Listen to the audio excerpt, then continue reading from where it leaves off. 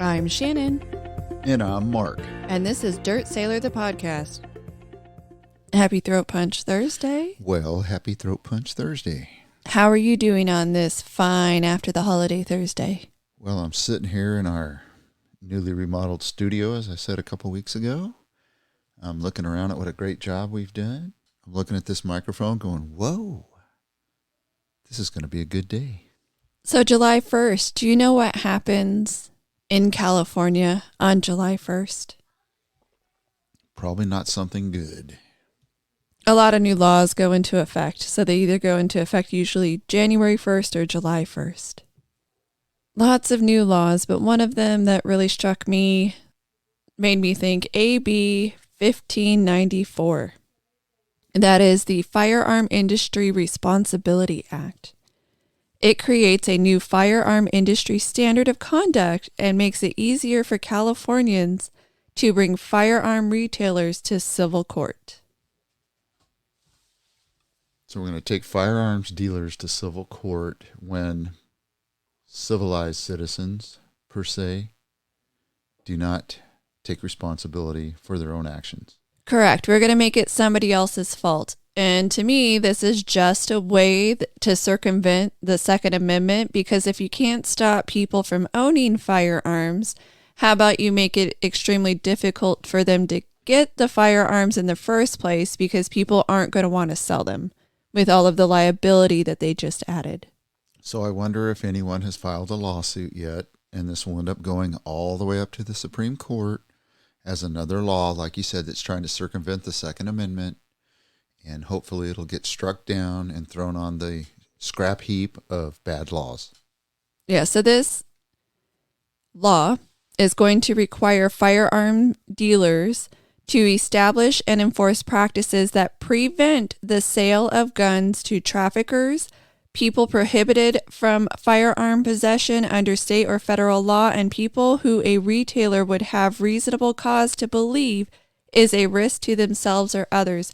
So it's going to do what our government has not been able to do, because our government has passed laws to prevent these very practices, correct?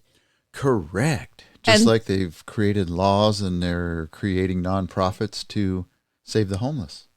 Yes, so our government can't do it, but now private entities are going to be required to do what the government has been unsuccessful at. So is this another, let's try a theory that somebody did in college and see if it works? Seems like it, because it's never the person who committed the action's fault. It's everybody else's fault. No, it's just like when somebody tries to help out a bunch of people on a subway from getting injured by we won't call him a homeless person, let's call him a person that's mentally disturbed. And then who ends up the one that's in trouble? The person who stopped the criminal action to begin with, Mr. Daniel Penny. Yes, and whose fault was it that they did not handle the situation? To me, it would be our government's fault, because they're the ones that we've given millions and millions, and depending on the locality, billions of dollars to fix these problems. Well, we're just giving them an endless supply of power, and they're making mistake after mistake after mistake, because guess what? They don't know what they're doing. They don't know what they're doing, and it seems to be all over the place. So another one that we've talked about is the gentleman, Mr. Jordan Williams, 20-year-old man accused of fatally stabbing a New York City subway rider. He was arrested after his significant other, I believe it was a girlfriend, after his girlfriend was punched in the face by another individual who was 36 and also had a bad mental health history and criminal history. So his girlfriend gets punched in the face. He's threatening other riders as well. And so this young man, Mr. Jordan Williams, ended up stabbing the criminal, the one committing the criminal actions.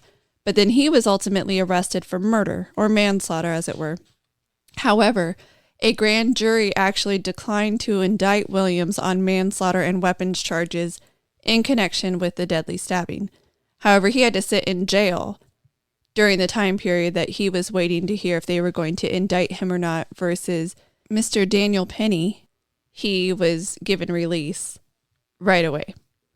So obviously states' rights and states approach things in a different manner. It's the same state though. This is it's different jurisdiction because Right, you but have the same Brooklyn state. versus Yes. Manhattan, I believe. But yes, so you have two people who assaulted and threatened other writers, and you had two actions which ultimately led to death of the perpetrator. But the result is one is being prosecuted and the other one failure to indict. And I believe Brooklyn has no indictment and Manhattan indicted. All right, see, that's where we go back to government's fault, because it's the government employees that had the opportunity to help the first man out, and they failed miserably. And now they're going to use a person that is a honored military veteran as a scapegoat. Unless there's some mystery video out there that he really did intentionally choke him. And Mr. Neely, also a 30-year-old man. So 20-somethings, that's really interesting. 20-something-year-old men are protecting their fellow humans, one being a girlfriend, the other being writers as well. And 30-year-old men or 30-something-year-old men with mental health issues not being helped by our system, not being helped in the homeless community, not being helped in our criminal justice reform, not being helped at all with billions of dollars that we've spent on all of this. But protecting yourself, protecting your fellow writer, protecting your girlfriend, you're the problem, not these 30-something-year-old men who've been allowed to be criminals. Interesting, isn't it? Very much so. We also saw it out of Chicago. I don't know if you heard about that this week. I did not. So there's video out there of a woman who was being attacked by a man in Chicago. And it was it appeared to be at a restaurant. And something was going on. This woman calls her son or texts her son and asks for help because apparently nobody around her was helping her. And as an aside, I will say I am thankful for people who step up and help. I really am. But if you look at how many people have been charged with crimes, you can see why somebody would not want to help, because it can lead to massive threats of jail time just for helping out your fellow man or woman. But anyway, so she calls her son or texts her son, gets her son there. She has a CCW. I don't know what she knows or who she knows, because she's in Chicago with a CCW, like a Chicago CCW, not just another state CCW. And they ended up shooting the attacker. I believe the attacker died. So then the son and the mom are charged with murder and almost a conspiracy to commit murder. Because nobody was helping her, she asked her son for help. And so the accusation was she ordered a hit. She ordered her son to murder a man. That's how they framed it. Protect against an attacker? To protect mom from being continually attacked.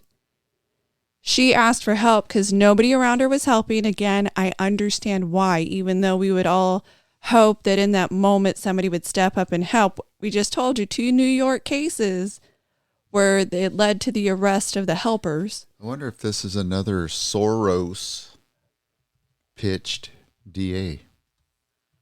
I would not be surprised if that were the case. Well, so hopefully this at one point in time here in the future goes full circle and we get rid of these people.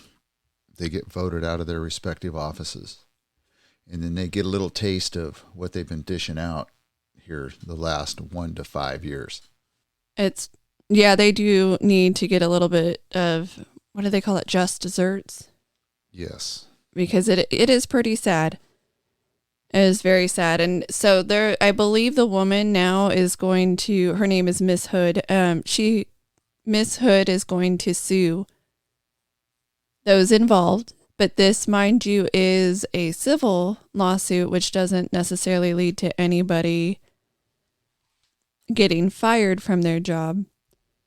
but she is going to file a civil action because of the defamation that she faced. They were saying that she ordered her son to come and murder. And when I first heard it, I'm like, oh my gosh, a mom, what did she think?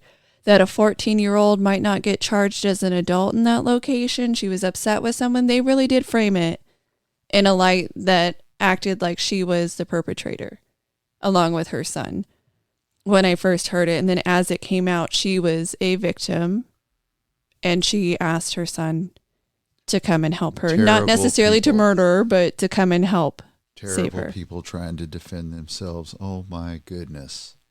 That's why they have the policies in New York. What is it?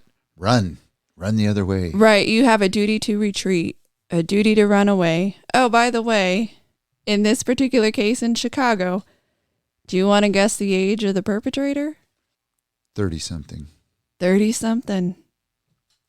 So we have a 30-something issue and a 20-something and lower that are willing to stand up and help defend family, friends, and people they do not know. And community, yes, sir. Amazing. Absolutely. So how do you feel about student debt, student loans? I feel a few different ways on it. So one thing that I do believe, for the most part, you took out the debt, you pay it back. That is on you. I didn't take out the debt. The man down the street didn't take out the debt. My nephew didn't take out the debt. My daughter didn't take out the debt. You take out debt, you pay it back. So just that's the overall gist for me. The big picture. You take it out, you pay it back. However, I can understand a few caveats to it. Sometimes we have life situations that we absolutely cannot help. Perhaps you get into a big medical situation. You are unable to work. You are unable to pay it back. You have to get yourself healthy. I get that. So I believe that student loans should be bankruptable. I think that making them non-bankruptable allowed the debt crisis to get bigger than it absolutely should have been. I do not believe the loans would be as high today if they were bankruptable. Well, it should be deferrable a few times if you have life issues, and then you can continue to try to pay the loan back.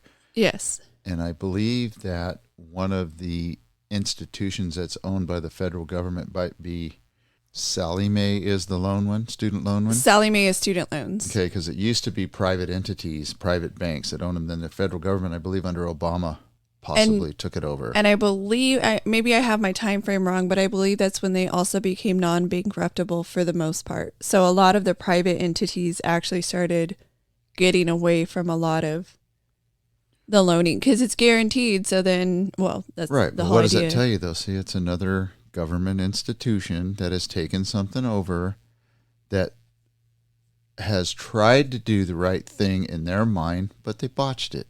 Yes, because it just Again. drove up the cost Yes. for everybody else. Everyone who didn't maybe need loans or want to get loans, it drove up the cost of education. Well, and you look at why is the cost of education so high? Why would you pay, and I just watched one of my grandsons pay for a key code for a class that was $300 for one book for one semester. That's ridiculous. And we are in a situation there. So if you want to talk about another scam, I think that's a scam. Not another scam. If you want to talk about a scam in education, books are a scam in education. I do 100% believe that you can get a lot of good information from a physical book. There is a reason to have them, but what often ends up happening is the person who's working at the school assigns the books, the departments assign the book, the department heads assign their own books to all of these students. Own books, but you mean books they have written That or they have co-authored? written, co-authored, and they get a kickback from. And then they update them like once a year. So that book, once it goes to the new update, they'll change something. They may even move some chapters around so you can't quite figure out if your teacher's assigning pages 225 to, 257. that they changed maybe a percentage of something. So instead of 27% of people believe XYZ, it's 26% of the people. And now you have new figures, so you get to sell it all over again. And that old book becomes worth almost nothing. And you have another new book and they're selling it again. So the kids can't make money or make back their money or try to cut their costs by selling some of it back. And that's what I used to do. Try to sell it back. So I try to buy it used in the first place and then sell it back, because it doesn't matter if you buy it new or used, as long as it's in good condition, you're selling a used book, to try and make some of my money back. This would kind of be a quid pro quo in the teaching industry. Yes. Where a professor is getting a kickback for writing a few words down in a book. And you want to know who's guilty of that? A couple of people, some big names, but one of the biggest names who's guilty of that, who often laments that student loans should just be forgiven, Elizabeth Warren. And what's her face from Southern California?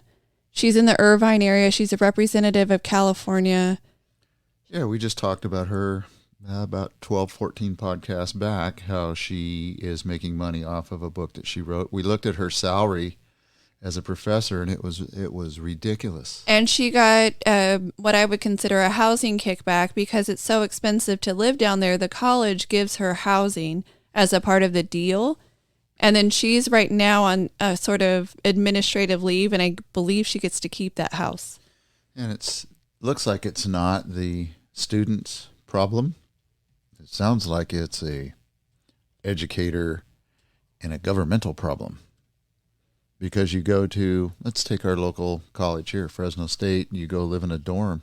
What does a dorm cost for one kid? Oh, I'm going to guess $8,000 to $16,000 a year. A year. For an apartment that they will stick 2 to 4 kids in, or 2 to 4 young adults, I should say. So there's another ruse, another money maker, another money grab. Katie Porter. Yes. Katie Porter's her name. Yes. And so it's a money grab to have all of the dorm rooms. It's a money, it should be a good thing. Here you can live close to your school. You can do it inexpensively. We'll help you out. You're co-sharing space. You're co-sharing a cafeteria space too. So that way you can have money. You put it on a card and you can just spend it around campus. That will help you if you can get grants. But now it is so expensive to do that. It is a money-making scheme between dorms, books. Most of this information, I'm not saying to Google everything, but most of this information can be found in public sources. You're telling me you can't figure out anatomy through public sourcing? Well, you can now with Google and YouTube. It's my friend. So I know we're audio, not video, but I'm going to use my fingers to illustrate. So, 1, we can't fix the education system. 2, we can't fix homeless. We can't fix the price of housing. We can't fix mental issues, mental illness across the country. Our roads are terrible. Our buildings are falling apart. Our bridges are falling apart. Everybody hates everybody else in America because we have turned everything into a tribal sect, and everybody is everybody else's problem. So what's the underlying issue here? Government.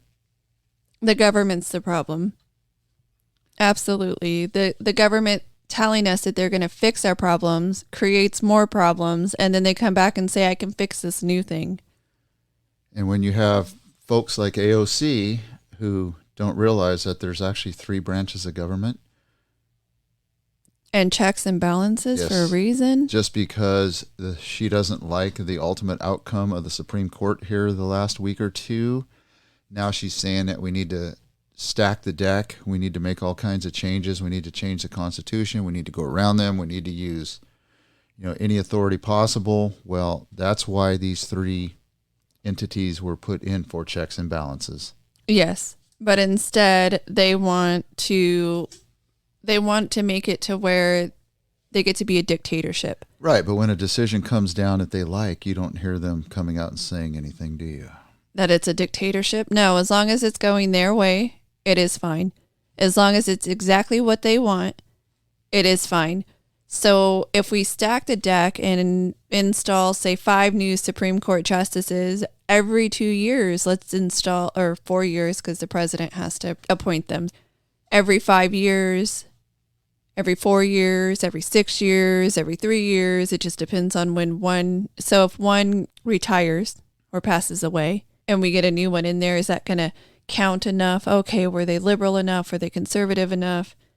Everybody's just going to appoint either a new slot or reappoint into someone who retires. So we might see 30 Supreme Court justices, 40 Supreme Court justices. Why not make it 50?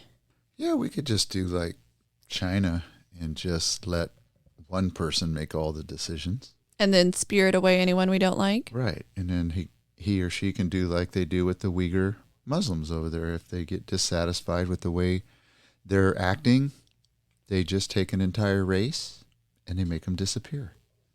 We seem to be okay with that. A lot of our NBA owners are, or a handful of our NBA owners are. 100%. So you end up in a situation where we say that the Supreme Court giving a blow to Biden. So the Supreme Court actually quoted Nancy Pelosi in their decision to disallow Biden's student loan debt cancellation. And they basically said Pelosi had it right, which was Biden did not have the authority. It had to come through Congress, and then Biden couldn't executive fiat his way out. What he tried to use was the HEROES Act, and it was asserted that they had the authority to cancel $430 billion of student loan principal because the HEROES Act has some authority in there. So Biden was claiming that the HEROES Act, because it was one of the $3 trillion in stimulus, that by passing the HEROES Act, they could then use COVID as a reason to cancel student loans related to a COVID emergency. Well, I think you and I had already started to solve the issue, which was let's go backwards. Let's go look at the cost of tuition, the cost of books, the cost of housing, the salaries for professors, and let's see if we can't bring the cost down. So if a student does have to get a loan, let's give them an interest-free loan that they only pay back principal, or a simple interest, not a compound interest loan.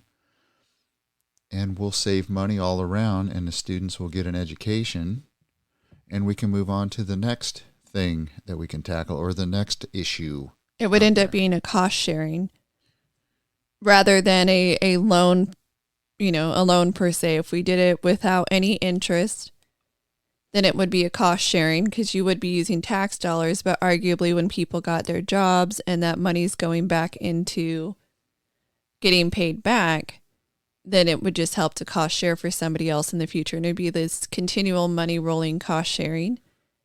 Right. Instead of trying to make a bunch of money off of students. I do agree that it's gotten out of hand. Do you know who Mike Rowe is?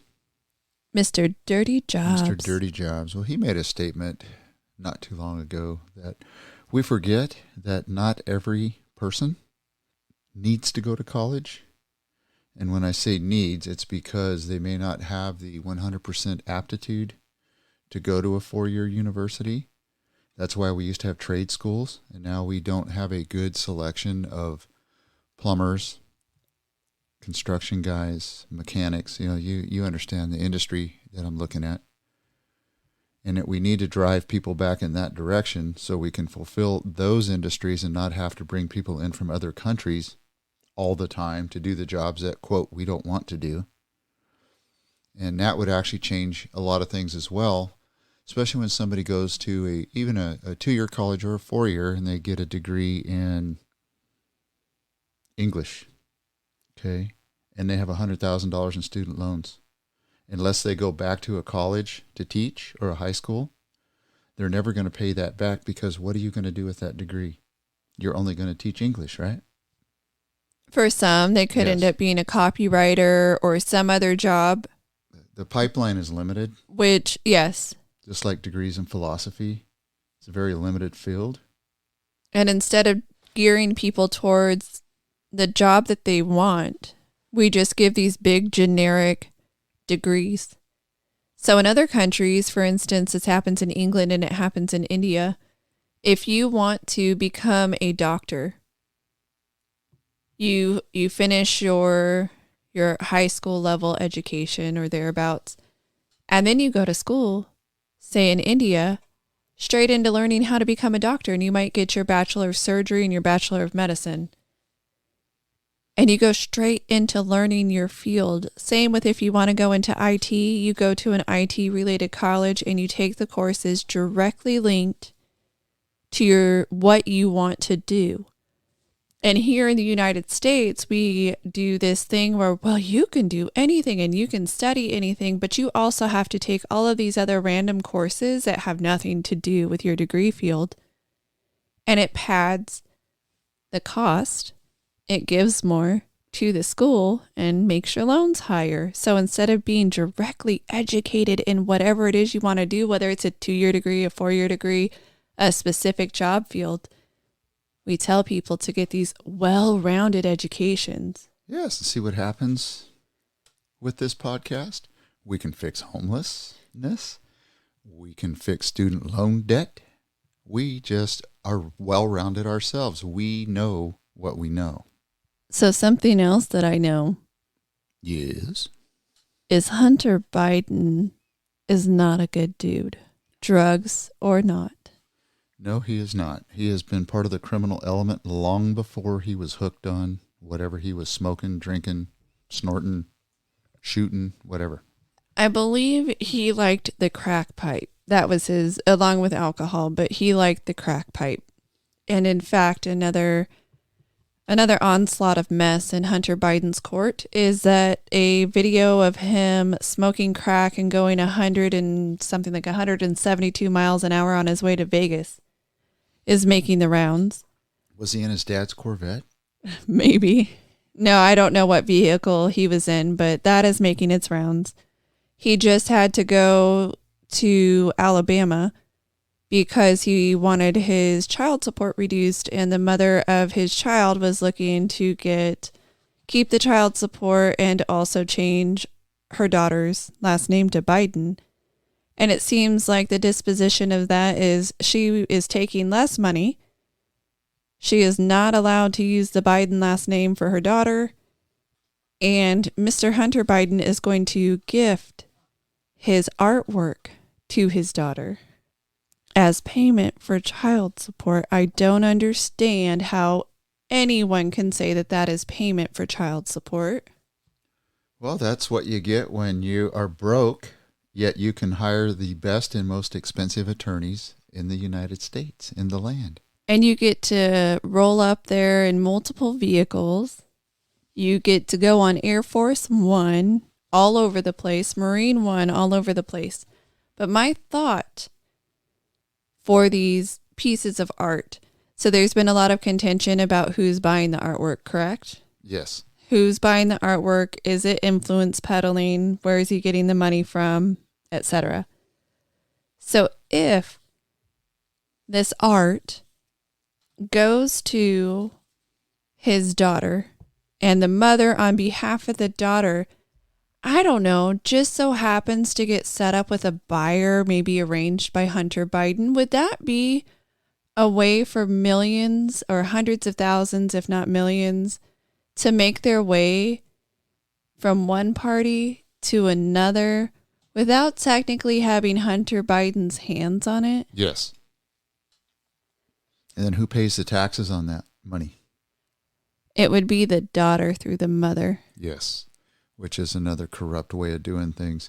Well, I listened to 2 congressmen and 2 senators on a station that I will not mention, and they all, to a man and woman, made the statement that they have known about the Biden corruption for over 35 years.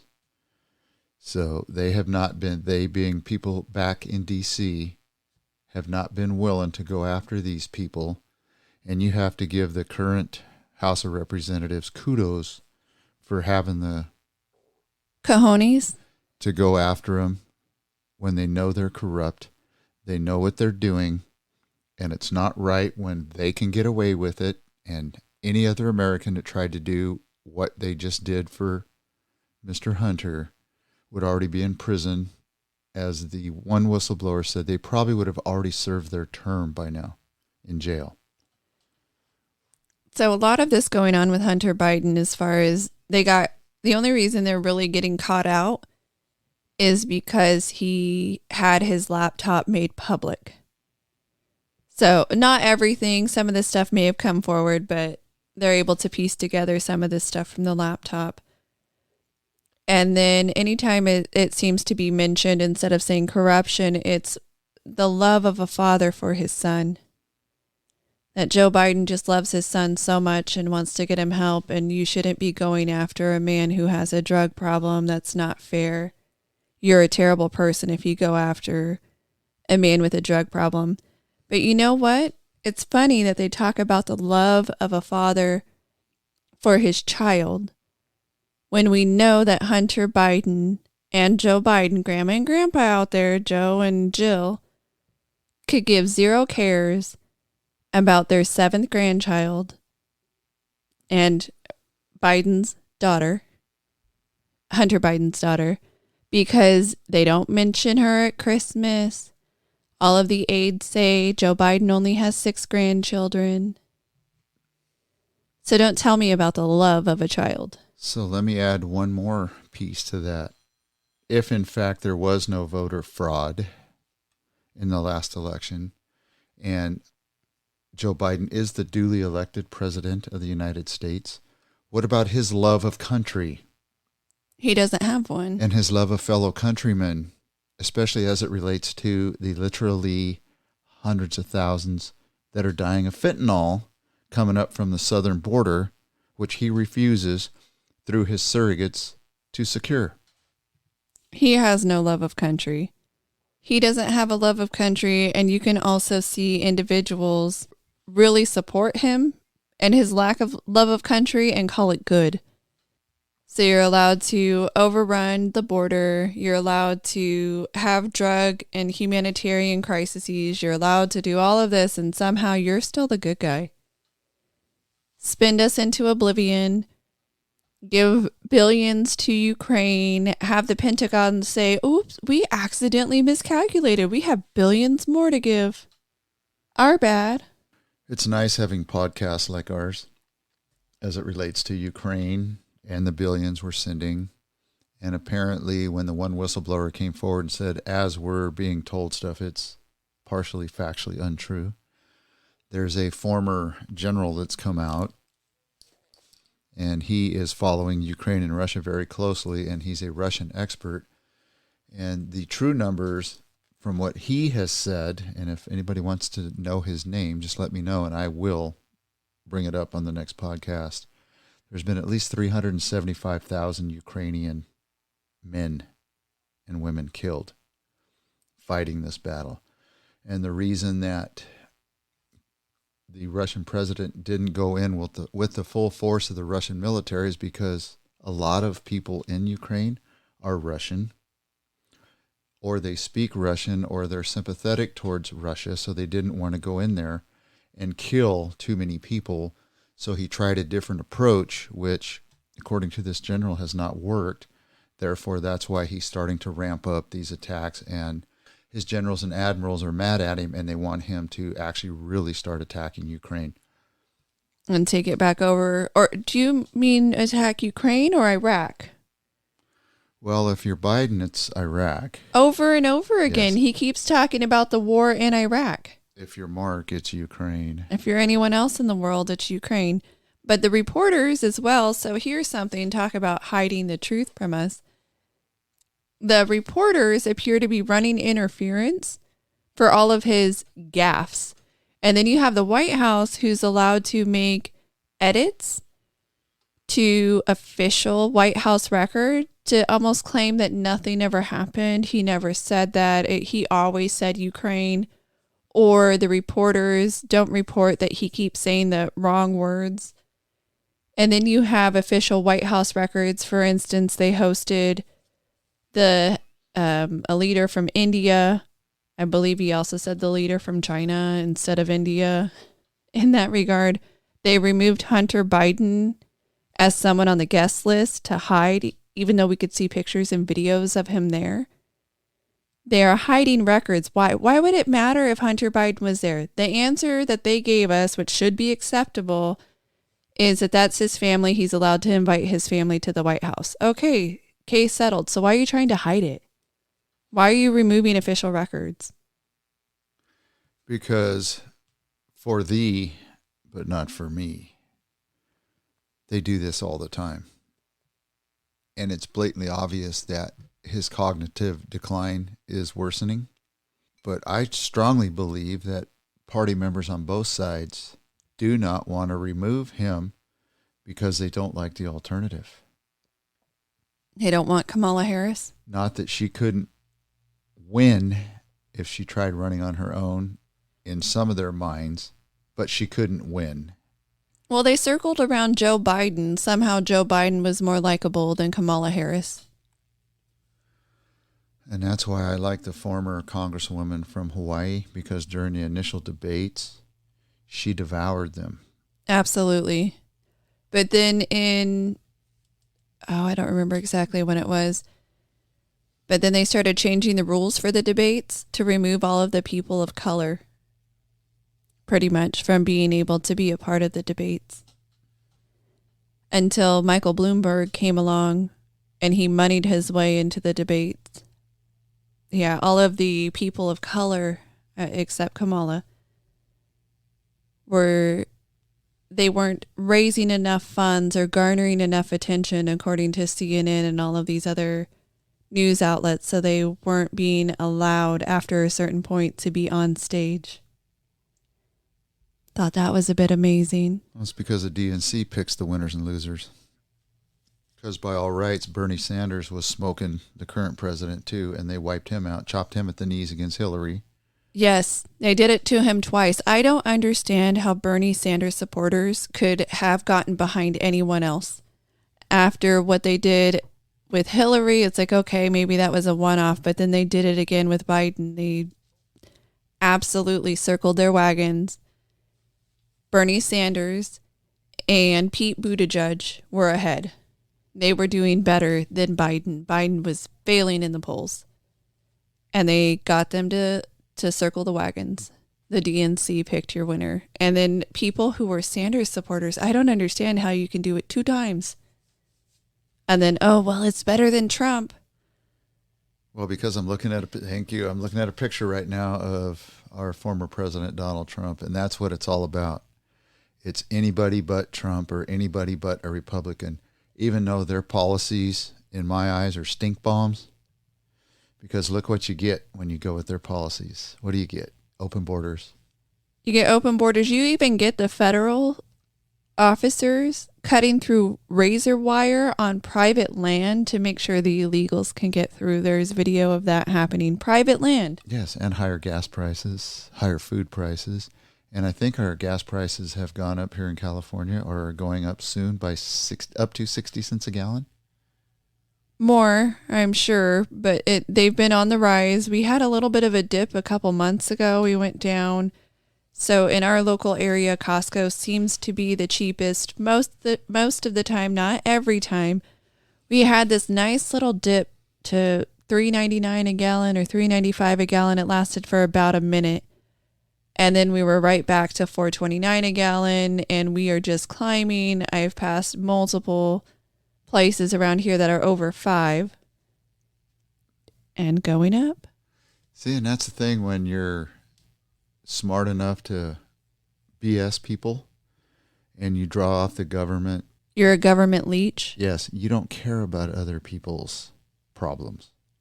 If they cared about other people's problems, they would quit trying to mess with this economy and this situation and make things better. Well, one of the ways they're trying to make things better, something that we're seeing in California, the laws that have been passed, is that they want to make more affordable housing. So this is another government fix that we've talked about. But they're trying to make affordable housing by changing the laws in areas, basically overriding cities from having their own laws on where they want certain types of housing. that you have to have more mixed use housing. You have to have densely populated housing units next to single family homes. They want to make all of these communities out of it. You have to have certain amount of projects approved that include densely populated, medium population, single family homes, sparsely, all of that. But you know where I never see it? I never see it in their own backyard. Boy, my head was sitting here spinning and smoking, waiting for you to get done, because I was going to say exactly that, like we say, the scales of justice are not equal. The scales of building affordable housing is not equal in our communities either. It needs to go in a vineyard. And in fact, I know a vineyard that it can go into. You go out to what we call the bluffs here, where we have some beautiful homes. We have some folks that have worked very hard in their lives. They're doctors, they're lawyers, they're accountants, they're financiers, and kudos to them. That's what the American dream's about. But unfortunately, some of those are the very people that say, hey, we have to have affordable housing for these people here. I'm going to donate $100,000 out of my pocketbook to build that housing, but do not put that housing on this block or this street or over here or by this business. There was I believe he's a basketball player who's talked about needing more affordable housing, but as soon as it was going to go in his backyard, he was all over that to stop it. I can't remember his name. See, in the microcosm of that is Martha's Vineyard and a dozen illegals. Right, they couldn't handle 24. Or 24. Yeah, sorry, 12 or 24, however many they bust up there, flew off. I think some of them tried to stick around, and they're really trying to push them out. And then you have New York, which we talked about last week, flying them all back over the world because they don't want them there. But then there was talk that they're putting them in the gymnasium facilities of schools. You think that that's happening in a high-end school, or do you think that that's happening in the low-end community? No offense to my community members out there. I don't mean that you're a low-end community. I just mean that cost-wise, they put them in the socioeconomically disadvantaged areas. All you got to do is look at the videos. Videos tell all. Just like the video of Hunter Biden being at the state dinner. We don't have to see the logbooks to know that he was actually there. So something else that I want to know. Hunter Biden. So he is pleading guilty, or will plead guilty, to 2 counts of tax-related issues and a gun charge, which he's supposed to get a diversion for. So he is expected to have 0 jail time given to him. It's something that we see a lot with the Elizabeth Warrens and the Bernie Sanders. Even Biden has talked about it, the millionaire and billionaire class not paying their fair share of taxes. And then we have Hunter Biden, who gets this sweetheart deal, which we've talked about before, because he had low 6-figure attempt at tax evasion, lying on his tax form, trying to write off stuff that you can't write off. Well, a whistleblower has come out. You can't write off hookers? You cannot write off hookers and blow. Sorry. I won't try that then. Much to my dismay. No. So they said that it was a low 6 figures. They put it just north of $100,000 that he should not have been able to write off. It turns out, according to a whistleblower, that he tried to evade, at least the claim is, closer to 7 figures, $1 million that he tried to evade in paying taxes. At one point, he owed $2.2 million to the IRS for the years 2014 to 2019.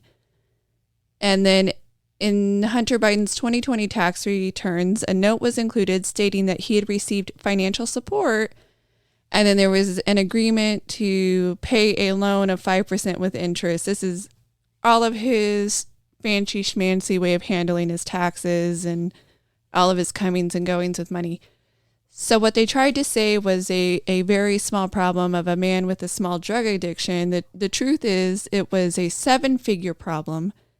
Since when do the Democrats look at a person who had multi-million dollars flowing through his coffers and say, that poor man? They don't. And if it was anybody inside of their group, like they've done, they protect them. What have you been saying time and time again? Statute of limitations, which is exactly what they did here. They ran this thing around in a circle to get the years to cycle by so they could say, oh, sorry, statue's run up here. He's protected. But I don't know if there's a statute of limitations on taxes because I believe, can't the IRS go back? I don't think there is. Yeah, they can go back, I think, an infinite number of years. And if they find that you've cheated a lot recently, they're really going to dive and go back further, and they're going to really make you pay unless you have a name that's protected. Yes, you have a protected name, and you have the people investigating you or your son donating to you for the presidency. So you have 3 prosecutors, one in D.C., one in Delaware, one in California. And it is said that the one in D.C. donated to Biden's campaign. And there's also a claim that the one in California may have also have been a donor. Unclear about the one in Delaware, but the one in Delaware is the only one that got somewhere with this sweetheart plea deal. And the claim by our Attorney General is they had free range to go after should they have chosen. Doesn't seem like it. Merrick Garland's a liar. And you now have IRS whistleblowers and other whistleblowers coming out saying that was not the case. We were not allowed to go after him. We weren't allowed to question him. We weren't allowed to look into him. When we attempted to, we got shut down. Well, they need to impeach Merrick Garland for lying to Congress, or if they can turn it over to him, I would turn it over to him because he's the one that would prosecute and press charges against. I would tell him to either go press charges against himself for lying to Congress, or we're going to impeach you. So guess what? You're going to be impeached because we know you're not going to go after yourself. This is why, if you look at the recent rally that Mr. Trump just had, there was 1,500% more people than live in the town. He had almost 50,000 people at a town of 3,400. That's why the Democratic Party and their operatives are doing everything they can to prevent this guy from running. And everything they seem to be doing is only empowering more people to vote for him. They're actually pushing people towards supporting him, whether they realize it or not.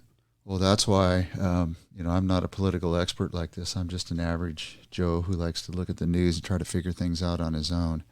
That's why I would send my camp over to DeSantis and say, look, bud, we need to join forces. Because if something does happen to where I end up not being able to finish my presidency, you're it. You bounce up from VP to president, and then you can run for how many terms? How many times? He can finish that term and do 2 more, yes? Depending on the as time long as cutoff. it's 1 day after 2 years. Yes, the time cutoff. Because all these expert attorneys are saying that it's going to take years to litigate all this stuff they're trying to get him for. So he could continue to run when go into office, and then a year or 2 later, not saying that he's done anything wrong, but they're going to find any technicality they can to find him guilty, because even this latest one with this lady that swears he did X, he is still saying that he does not know her. E. Jean Carroll? Yes. So that was a civil lawsuit, and the only reason why she was allowed to file is because New York changed their laws to give an opening for anything that happened in years past. Yes, and they said that if it would have not been against Trump, they would not have changed the law. There was no reason to. They want to destroy this guy because he goes against the, quote, deep state. And they know for sure, because he's learned a lot. He's had his wounds opened pretty wide. He wins this time, he's really going to clean house. Yeah, he talked about how he couldn't clean house with Fauci, but now he would figure out a way to make everybody go. By the way, E. Jean Carroll is filing again, or has filed again, because of his claim that he still didn't do it. As soon as he said, I really didn't do it, even after the civil trial found him against him, she's saying that was defamation again. Well, of course, you can find a ham sandwich guilty of something if you want to. Absolutely. So these other cases that they're going after him for, the one where he has classified records. They're not going after anyone else with classified records, but they're saying that he may have used it, he may have not used it, he may have shown somebody he shouldn't have been allowed to have it. Well, then when they're going after him for classified records, our classified record guru said, "Oh my gosh, I didn't realize that Biden also had some. Our bad. We didn't have a record of him having any." Yeah, and he was a VP and a senator. At the time. His was highly Yes. unusual and illegal.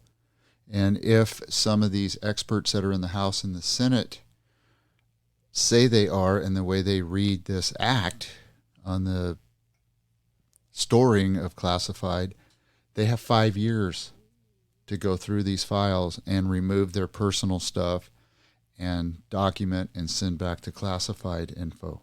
And they're also saying that he showed the records to people who did not have the clearance. Oh, you mean like Biden did to the attorneys that did not have the right to be read into classified information? Absolutely. So I thought that was an interesting argument, just as what you're mentioning right now. Who went and looked at all the records that Biden had all over the country to determine if anything needed to be forked over to the government?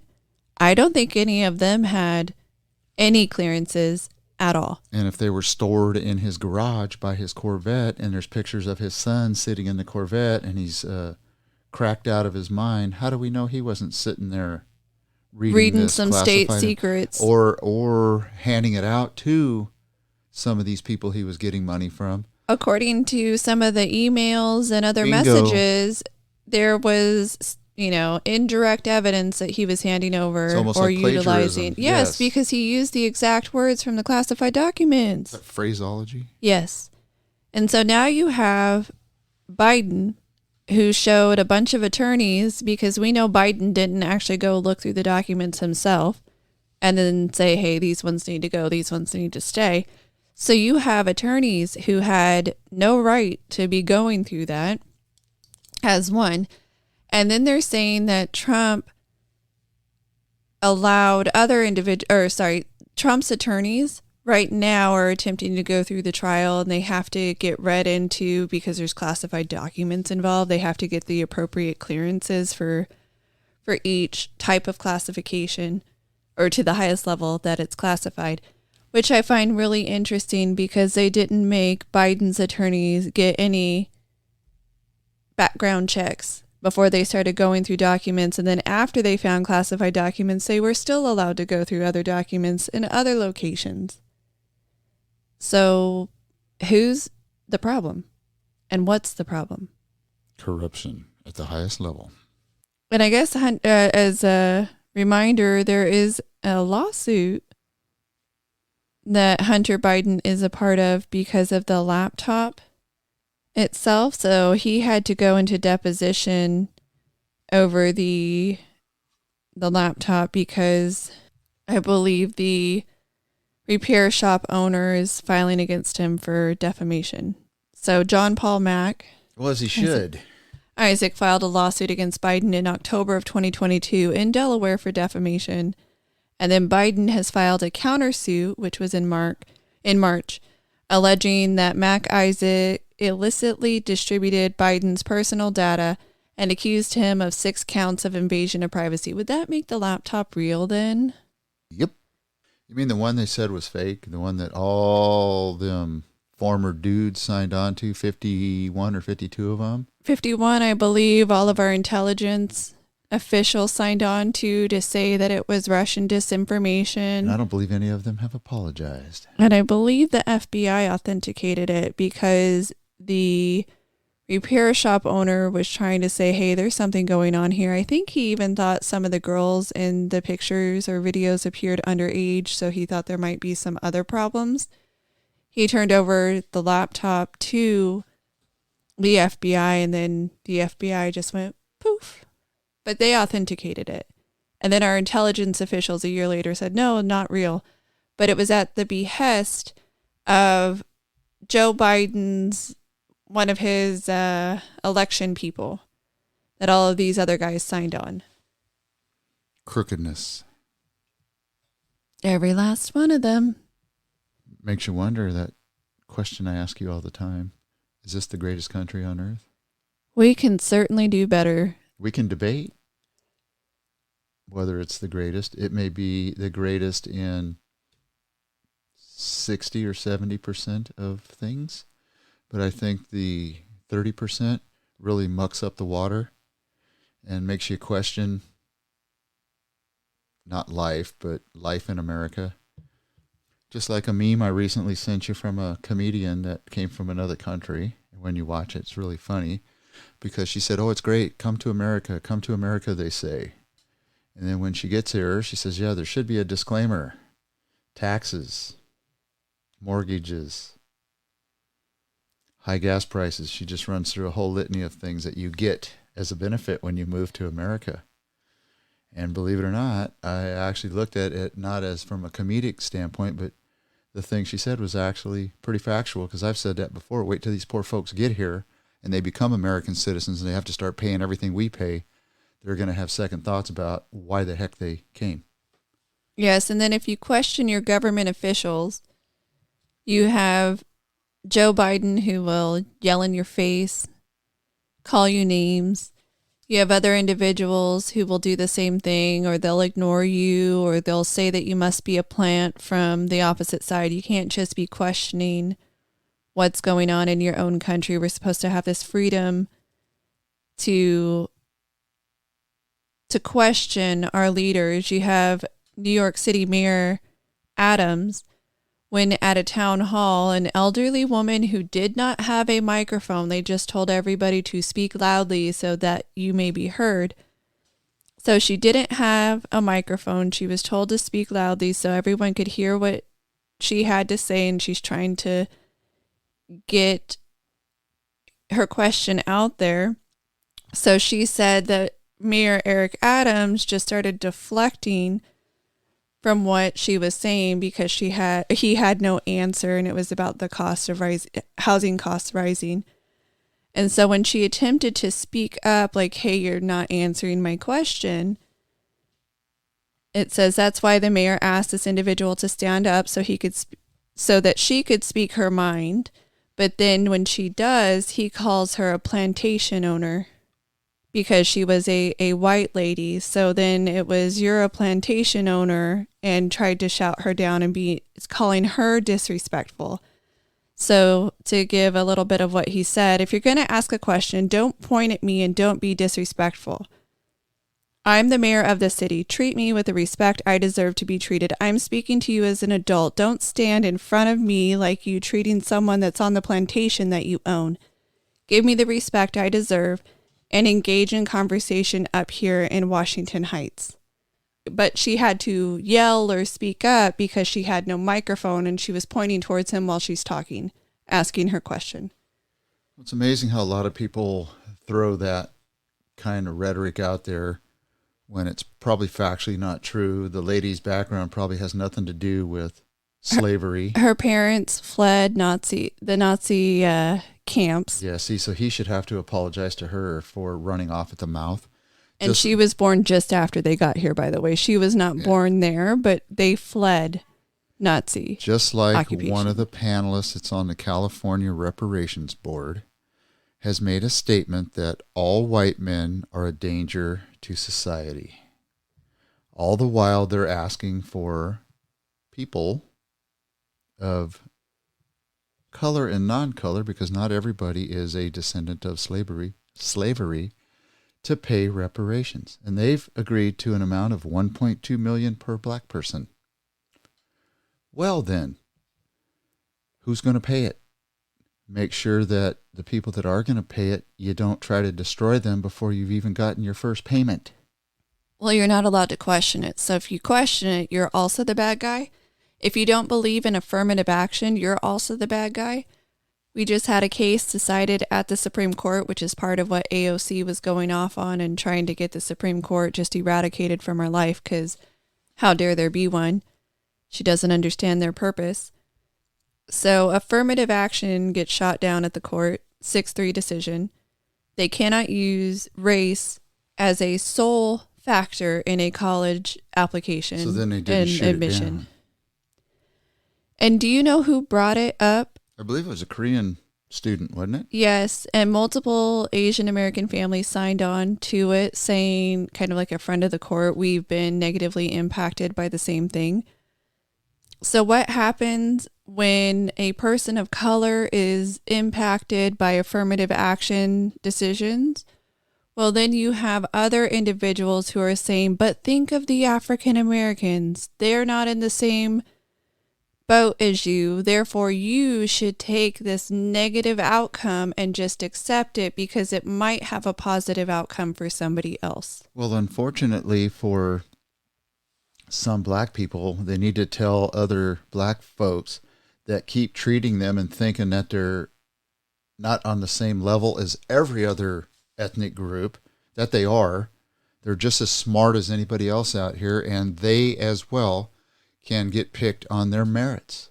Right. And a lot of the people coming out saying that affirmative action needs to be kept in place are also saying that African Americans, and they are actually saying this, African Americans would stand no chance to get into college if it wasn't for the sole selection, that they can't get into college based on their own merits, which I absolutely disagree with, and that is such racist rhetoric. That's racist. That's reverse racism on their own part, because they are. If you take out that part of when you go take the exam for a particular school like Harvard, which is where this was based at, if you don't ask what they are, they just do it based on their scores and the correct filling out of their paperwork, they will get picked just as well.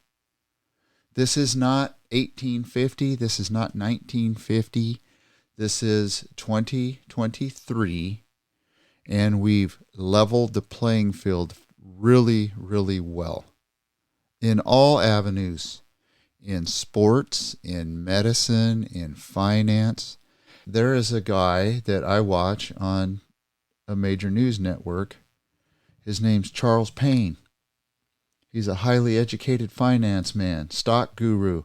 Look him up. He's on Fox Business, one of the smartest men I've ever listened to. And I don't listen to him because, what? He's black. I listen to him because he's way smarter than me and he knows business and finance. Yes, this is part of what's wrong with our educational system.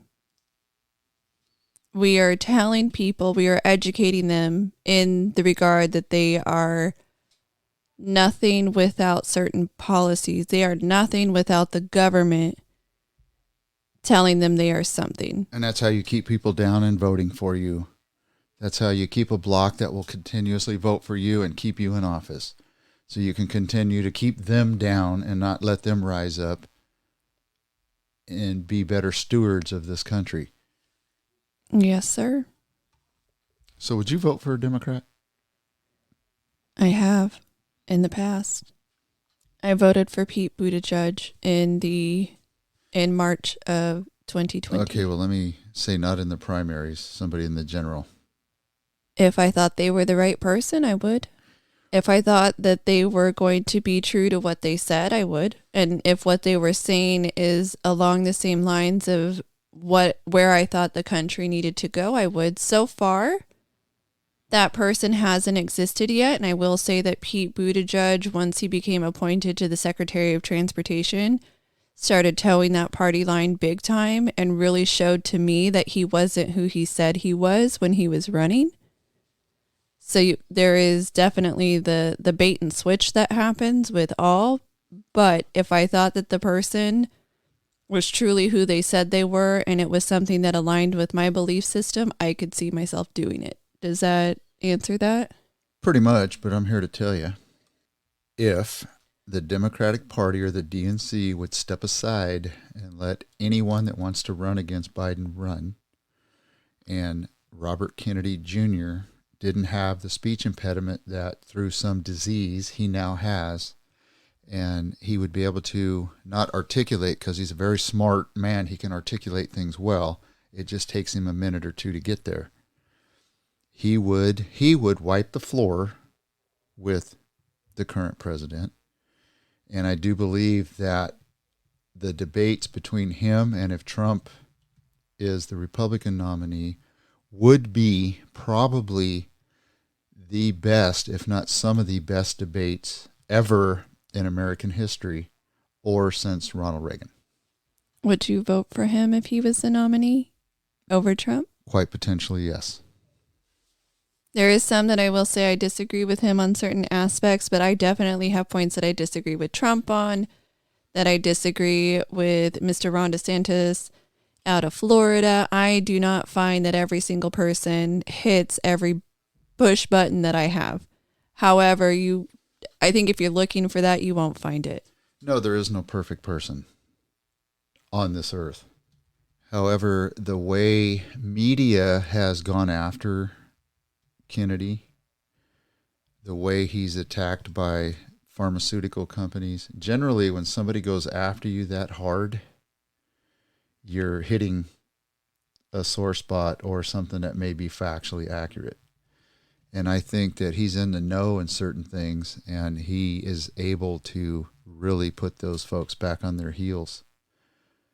Just like with the CIA and the shooting death of his uncle, the assassination. He obviously knows something to be able to stand there and say he is 100% certain that the CIA had his uncle killed. Well, why would we go all of these years without releasing the information? They've had to extend the hold on information when it was set to be released. And everyone that was involved in that is now dead. So they're not going to hurt anybody. There's no, oh my gosh, sources and methods and all that hooey they use now, because that's just a way to hide stuff and hide your corruption.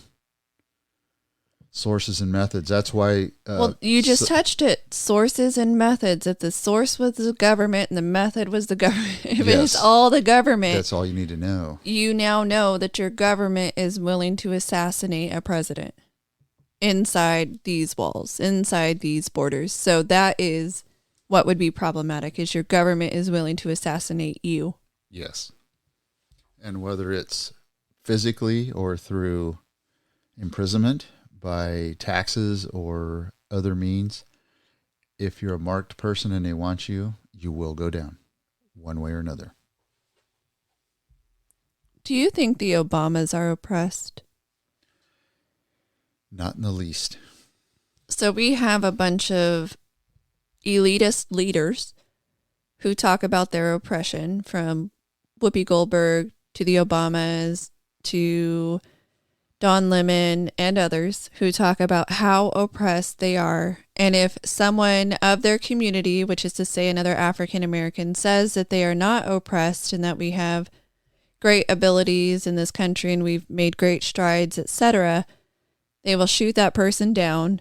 They will attempt to destroy them, and they will keep discussing how oppressed they really are. And so the affirmative action decision that just came out, the Obamas have been very vocal as right after the affirmative action decision came out. So one thing that was said, affirmative action was never a complete answer in the drive towards a more just society, but for generations of students who have been systemically excluded from most of America's key institutions, it gave us the chance to show we more than deserved a seat at the table. In the wake of the Supreme Court's recent decision, it's time to redouble our efforts. And so that was President Obama in a retweet of his wife, Michelle Obama's press release. They are so oppressed, that they vacationed with Tom Hanks on a mega yacht in Greece and out of Greece, and had to be taken in on a nice little dinghy to go have a nice sit-down meal with Tom Hanks, and their daughters got to come. That's how oppressed they are. So do you know what Whoopi Goldberg's net worth is? It must be very oppressive. How many oppressive millions is she? 60 at least. $60 oppressive million. So it's amazing how all these people of color and non-color that are super wealthy claim that they're oppressed. You have NBA stars, NFL stars, you have actors, actresses, businessmen, businesswomen that have made it to the pinnacle of American society, and they always claim that they're still oppressed. Well, the people that might be oppressed are the ones that they potentially used on their way up the ladder, or may still currently use as their waiters, waitresses, servants. Why don't they give them educational advice on how to get a leg up? Oh, wait a minute. Let's see. What is Whoopi's educational background? Do you know? Did she go to a nice university with a great historical name? So she went to St. Columba's, a local Catholic school, and later enrolled at Washington Irving High School. However, she dropped out of high school at 17 due to her poor academic performance, which was affected by dyslexia, which even back when she was that age, she could have gotten help. She has also attended New York University Tisch School of Arts. Goldberg holds an honorary degree from Wilson College, Chambersburg, Pennsylvania, and a PhD in literature, and those are honorary degrees. Okay, so she dropped out of high school is what I'm hearing. Yes, and I see nothing here other than that, so unless I'm missing something and somebody can help me out, I don't see a person that is of a higher education that she should be the one dictating and telling others what's oppressive, what is not, and how people should live and not live their lives, and how she seems like a pretty smart person. Maybe she needs to go back to school and she needs to learn how the U.S. government works, how the judicial system works, how Congress works, and then quit just making things up in her mind to garner more likes on Instagram and YouTube and her channel, because, by the way, she makes $8 million a year on The View. As the leader of The View? Yes. Yeah, so you have people like Whoopi Goldberg. Then you have Elizabeth Warren, who also comes out. Like I said, she's been in higher education. She has made money off of her books while deriding how much school costs. She never worked for free. But anyway, so she tweets out, an extremist Supreme Court, surprised she didn't say MAGA, but anyway, an extremist Supreme Court has once again reversed decades of settled law, rolled back the march toward racial justice, and narrowed educational opportunity for all. I won't stop fighting for young people with big dreams who deserve an equal chance to pursue their future. Really interesting, considering it was an unequal chance that drove Asian Americans to file the lawsuit. Well, couldn't it also be that for many, many years, their side controlled the Supreme Court, so they put what they believed as their interpretations of law, and now there's different people on the Supreme Court, and they're now interpreting their feelings of how the law should read? Yes.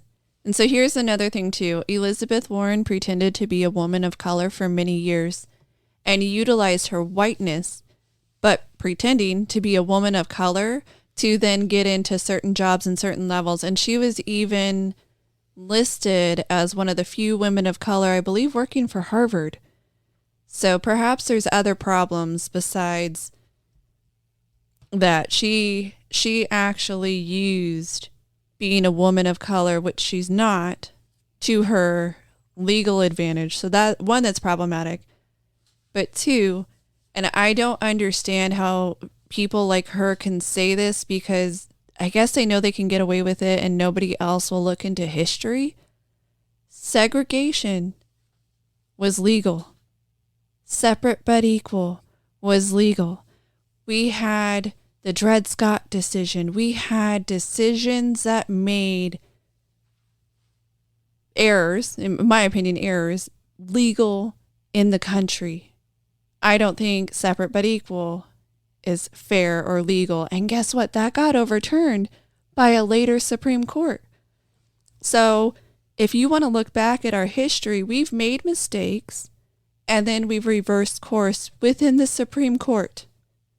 So unless you're saying that you want segregation to be law of the land again, sit down. You should send that tidbit of information to AOC.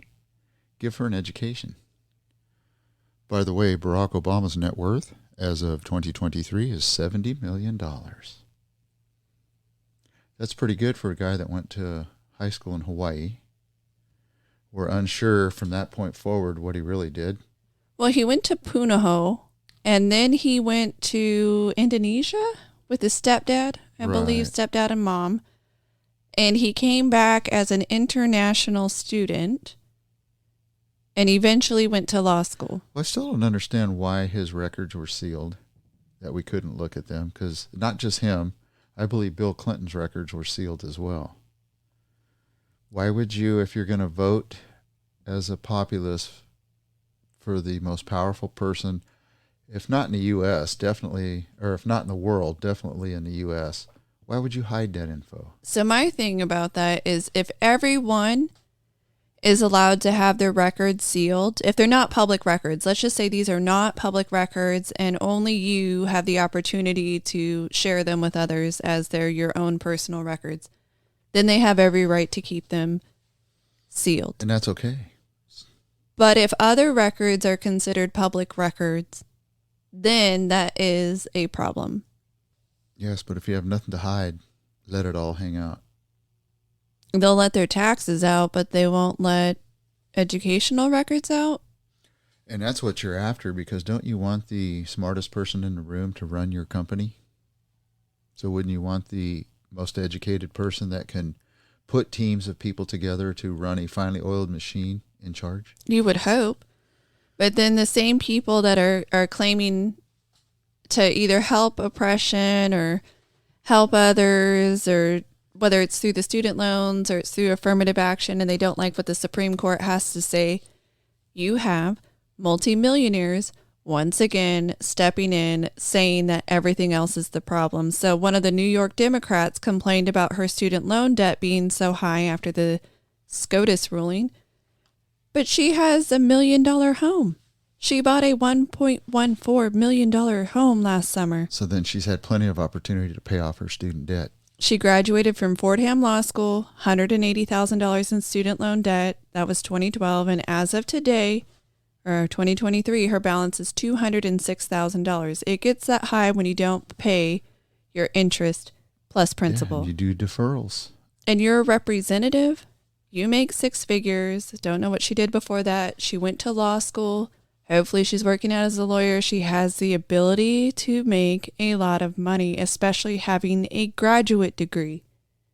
So all she has to do is write a book, sell the book, pay off the student debt. You took it out, and people with a degree, especially an advanced degree, have more opportunity to make more money in their lifetime than people without a degree. And the more advanced your degree, the better your opportunity.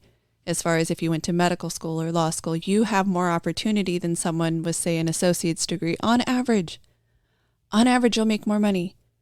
Just in the law of averages. So why is it you think that not only should somebody else pay for your education, somebody else should pay for your debts, but you should also make just as much money as you would make without, with and without that debt? If you want it to be that way, take a lesser salary, your debts will get wiped, but you don't get to make more money because then the cost benefit's not there, right? That's why you chose to take on that debt, because your opportunity was more. They just want a free ride. They want somebody else to pay for it. I'm big right now, right this moment, into looking at people's net worth that have decided that they're oppressed. Does Oprah talk about being oppressed? I don't hear her name as much as talking about being oppressed. Okay, well, here's definitely an American success story. She's an American media mogul, television host, and author who has a 2023 net worth of $3.5 billion. Today, she earns around $315 million per year thanks to her highly lucrative diversified media group. Man, that's pretty cool for someone that started out potentially with humble beginnings, is now one of the wealthiest people in the world. And last time I looked, she's a person of color. Yes, sir. So let's segue into one of the topics that I know is a very, very difficult. kind of topic to broach at times, but something that has been big in the news as of late, and especially within the last week. June is typically considered Pride Month. And within Pride Month, you'll have all kinds of companies doing Pride activities. There'll be parades out there. You'll have sponsorships. You'll have all kinds of people, family oriented and not, out there for these Pride events. So at one Pride event, there were some LGBTQ activists defending their chant, which was to say, essentially, we're coming for your children. So they're saying, we're here, we're queer, we're coming for your children. Now, their claim is that it was just a way of saying those bad things that people accuse them of, and they in no way actually meant it. But that kind of made the news, and that was out of New York City. And so then there were some lacking context articles that came out. NBC tried to say that it was just a play on words, and it wasn't really how they felt about the situation. Well, then before the events, they need to come out with a disclaimer saying what? We may actually say things that are factually not true in the heat of the moment. Stuff may come out of our mouths that sound rough, but aren't. But then if we go across the country, so true, but if we go across the country, we have Seattle, and they had a family-friendly Pride event. Within this family-friendly Pride event, you had naked men, some say there might be some women in there too, but naked men riding a bicycle or riding bicycles, they each had their own bicycle, in front of families with children. Unacceptable. And not only that, but there was another video that came out. There was some sort of a water fountain that kids were playing in. Well, some of these adult naked members of society at this Pride event decided to go over and play in the water fountain too. So I think that some of these militant groups are trying to make this sort of thing acceptable in society. And that part of the parades are unacceptable. I completely agree. I don't think that we should have naked adults going around in public, whether it's a Pride event or not. I don't see the pride in adults dancing naked around unrelated children. I'm not even say dance naked around your children, but it's not like your household where you went and showered and you're going into your bedroom and your kid, opened the door or something on you, whatever. But we're talking unrelated adults to unrelated children at a family-friendly event. No, they should not do that, and I agree with you 100%. And for me, a secondary side issue, if I wasn't involved in the Pride event, but I had business dealings in that area in which I took my children, now my children have been exposed to naked adults, and I wasn't even attempting to take part in said event. And I don't even think that a disclaimer, hey, naked people are going to be here, you decide if that's family friendly or not, is acceptable. But we've seen this claim, people undressing, people in thongs, now people completely naked. There was a video of a man in tidy whities, shaking everything that he's been given at children. Not acceptable. And I don't see how this is a good and accurate representation of the LGBT plus community. I think it's a terrible representation. It is, and it probably takes the movement back a little ways, because there is a lot of people out there that are fully accepting of other people's lifestyles, that it's not their business. But when you start infringing with things like that is crossing a line. 100%. So a topic that we brought up on this podcast before, I'd like to touch on. So we've talked about January 6, 2021. What were the knowns? What were the unknowns? How did we have such a huge intelligence failure ahead of the event that happened at the U.S. Capitol? I do not believe we had an intelligence failure. I believe we had something that was calculated. So let's assume that it was calculated. Go with that it was a calculated move by the government, because I believe that's part of what you're saying, that there were plants within the government that were either enticing or were a part of or helped to persuade others. When FBI leadership was asked those very questions before Congress, their answers were, we do not reveal sources and methods. And there's a lot of individuals who are thought to be plants on January 6th. But if there weren't, it means that a massive operation was committed to, and we failed to unearth it and stop it if we didn't have anyone embedded. Well, that's possible, because we didn't know there was a Chinese balloon or two flying across America, taking video and information from our highest top secret military sites, which our military now says, nah, they didn't get anything. Well, if you listen to them, it was a parse on words. So they didn't store any information, which means absolutely they were probably capturing it and transmitting it back to their mothership, so to speak, in real time. Right. So some of the play on words that you're going to have, oh, we didn't fail in this, or we didn't know it, or we didn't have enough people involved. But then you look at the other side of it, as you noted, where they have done this massive operation to swoop up as many people as possible. So they've put out all of these videos. They went to Bank of America and other banks, and they did essentially a request that they turn over anyone who did a credit card purchase in the area between this date and that date. And they did geofencing to see anyone who was anywhere near the area, even if they never went to the actual Capitol grounds. So they were swooping up and looking into thousands and thousands of people who weren't even there. So even as a person who just happened to be walking by, didn't support Trump, so you weren't going to the Trump rally and you weren't going to go to the Capitol building to protest, you were just walking by, you could have gotten swooped up in this.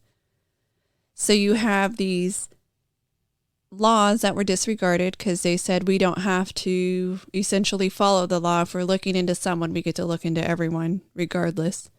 But where I start to note like the big issues, they put so many people out there. They put so many faces out there. They even raided someone's home, I think in Alaska, because they said that person might have been there on that day. So they got a warrant and started looking into them. I'm going to bring up this person, Ray Epps.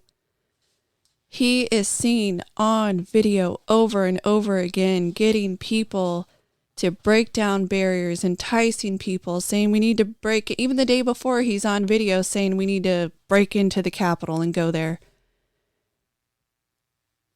And he's not one of the people being prosecuted. And so you have someone who is so prominently placed, and they went after anyone and everyone just for being in the area. And that's why you have conspiracy theories, because of that very thing of what you can see on video. And I believe this is one of the reasons that Tucker Carlson was removed from Fox News, because he was starting to look at those videos and showing them and showing bullet points that nobody wanted to take into account. Even one of our own U.S. senators had something to say about Tucker, saying that some of the guys that were walking through the Capitol weren't rioters. They were just sightseeing. Well, if you watch the video, Mr. Senator, the two gentlemen he's talking about did nothing in the entire video but walk around and look at artwork, touch things, pick it up, set it back down, and continue to walk around the building. Am I condoning what happened? Absolutely not. Were there bad guys there? Absolutely. What happens when you have a crowd together and somebody like Ray Epps starts whipping people into a frenzy? They start doing things uncharacteristic and what they normally would not do. And there's psychological terms for that. I don't remember all of the psychology of it, but there's a whole side to psychology that explains why people do something they wouldn't ordinarily do. Two things. So even, I can't remember his name right now, but you called him on a past podcast Bullwinkle. So he was jailed. I believe he ended up saying he was guilty and then they sentenced him, but then, or he was found guilty. He was out of Arizona. But then video was released. I believe it was through Tucker Carlson. Video was released showing the Capitol Police escorting him through the building. So they had previously said that he was, broke in and did all this stuff, but then they released video showing him being escorted around the whole Capitol. The one they called the QAnon shaman? Yes. So there was that, but you brought up a great point. Tucker Carlson was given huge access to all of this data, all of this information, and then not too long later, Tucker Carlson is out. So was Tucker Carlson given this, or was Fox News given this, and now it's going to be shut down? Whose data is it? Good question. And I believe the guy's name was Jake Angeli. That sounds right. Jake from State Farm. Just kidding. No offense, State Farm. Either Angeli or Angeli, one of the two. But yeah, so you have, understandably, as we said, there are videos of people assaulting others. Hey, go after them. Yes, you can't do that. But then you have the videos and you wonder, why aren't they going after this person? They're willing to go after mom or dad just strolling through, or just even being somewhat nearby and not even actually at the Capitol. They got those people too.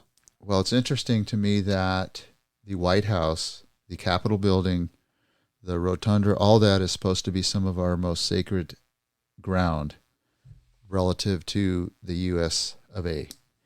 Yet these people knew, and these people being congressmen, senators, White House, Capitol Police, knew there was a potential, because of all the stuff that was stirred up over the voting machines and certifying the vote, that they wouldn't have thousands of security there, more Army, National Guard, Marine, whatever, whomever.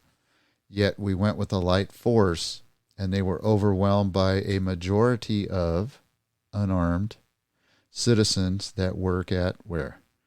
McDonald's, Jack in the Box, your local plumbing outfit. I don't think there was a strong military presence there in the civilian force. There were some military members who have subsequently, they've been arrested and prosecuted. There were some, not a whole lot, and not all of them were.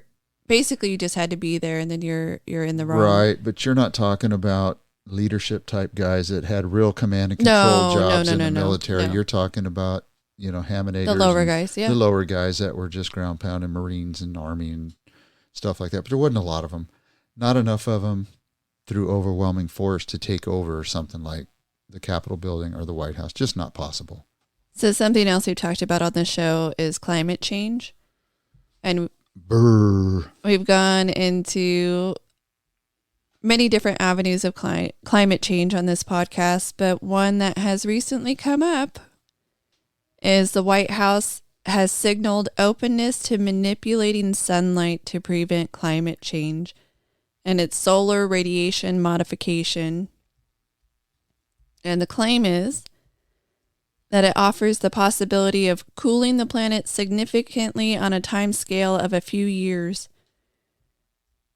So we're worried about climate change. We're worried about fossil fuels. We're not so worried about destroying the earth in order to take out components that will help with solar panels or that will help with wind turbines. But if it's in the gas and oil industry, we worry about it. And now we're going to go with some more geoengineering. And why I say more is because we already have a lot of cloud seeding going on. We have other changes that we've been making. So now we want to cool the planet within short order, even though we actually cannot prove what the fault is, nor are we going to stop it, because we're still going to have the other climate negativity occurring. Even computer modeling does not show how climate change really affects the climate and the earth. And are we saying that cloud seeding has had zero negative impact in areas? Oh, not just cloud seeding. We do a lot of other stuff. And just like I have said in years past and podcasts past, maybe crude oil is the Earth's cooling fluid. And we're extracting it at such a high rate that it's causing the Earth to warm. So gas and oil industry would be a negative industry, but it doesn't mean that we're ready to turn to other earth-destroying activities. Right, so we're going to go from one to another. Just like solar's pretty cool, you know. We should be happy that temperatures are rising a little bit and there's more sunshine. So what they're saying is then if we try to shade the sun, then all these panels we're putting up to create electricity to charge our electric vehicles and such are not going to be as efficient. Are we going to have potentially times, not? Yeah, are we going to have times of blackouts? What's the end goal here? These people do not know what they're talking about. Quit doing these theories from school and from these super brainiacs to real-time things because they don't work. It's interesting that, looking at climate change and ice melting and all that, we have an expert that has said the sea level off of Hawaii's coast is up to 10 inches higher than it was in 1950. This increase is mostly due to ice melting into the ocean and sinking land, and it's causing major issues. Well, I've been to Hawaii. Oh, it's going up 1 inch every 4 years, by the way. But I have gone to Hawaii multiple times, and I've actually gone and stood in the exact same spots every time, and I just don't recall standing in water unless I walk in the ocean. Well, and if it's gone up that much, why would the Obamas buy a oceanfront property? Oceanfront property. I know they have the seawall that they want to redo, but why would you buy 2 ocean level homes? They did it in Martha's Vineyard and they've done it in Hawaii. Well, here's one of the things that one of the articles that tells me they're full of bull hockey is according to a recent ProPublica report, 3 of Hawaii's major islands have lost roughly 1/4 of their beaches. Only 3. What about the others? Yes, they are all sitting in water. Yes. That means they would all have to what? Rise equally. Well, maybe they tightened the chains on those 3. Oh, like they pulled them further away from the mainland. And down further into the water. But let's also remember that some of the beaches there in Hawaii are artificial. Yes, like the most famous beach on Oahu. Waikiki. Yes, and they have to bring in sand all the time. Why? Because it originally was not a sand beach. That's a volcanic rock there. There was very few sandy areas. But we want to act like it was there the whole time. People who don't know are still going to act like it was a climate problem, that the beach is going away. Beach erosion, I think, is what they're... Wasn't it amazing, though, how many of these uber wealthy people are making billions off of the climate change industry? So much. I'll just take 1 billion. Right? So many billions are being made. And then if you call people out for it, they talk about all the good that they're doing. And it's none of your business. And it's none of your business. That they can keep doing the bad things because they do other good things instead of being the change they want. Keep your poor, broke butt out of my Gulfstream jet. Did you know that it's impossible to say exactly how many glaciers existed in 1950? We don't have exact certainty. We weren't tracking it as well as we can today. Of course not.